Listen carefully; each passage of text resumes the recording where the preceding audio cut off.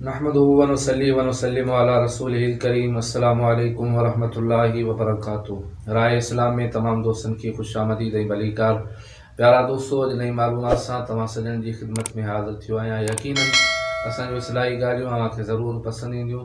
पर अॼु हिकु अहिड़ी ॻाल्हि खणी आयो आहियां जंहिंखां अक्सर असांजा मुस्लमान भाइर, अक्सर दोस्त जेके सुन्ना वाक़िफ़ हूंदा आहिनि। उहा ॻाल्हि हीअ आहे त जेकॾहिं हिकु अहिड़ो जनाज़ो आहे, अहिड़ो मैयत आहे जंहिंखे न मुस्लमान सुञाणे सघनि था, न काफ़िर सुञाणे सघनि था, त पोइ उन जनाज़े खे किथे दफ़न करण जो हुकुम आहे। उनखे मुस्लमान जी क़ब्रस्तान में दफ़न कयो वञे या काफ़िरनि जे क़ब्रस्तान में दफ़न करण जो हुकुम आहे, उनजो हुकुम छा आहे। दोस्तों, जेकॾहिं अहिड़ो जनाज़ो आहे त पोइ ॾिसबो, जेकॾहिं मुस्लमान ज़्यादा आहिनि त उन जनाज़े खे मुस्लमाननि जी क़ब्रस्तान में दफ़न कबो। पर जेकॾहिं काफ़िर ज़्यादा आहिनि त पोइ उन जनाज़े खे काफ़िरनि जी क़ब्रस्तान में दफ़न कबो।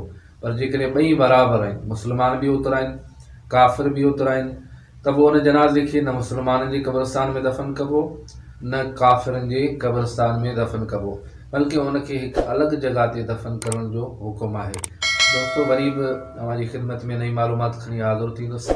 तेसीं ताईं इजाज़त ॾींदा। अल्लाह हाफ़िज़।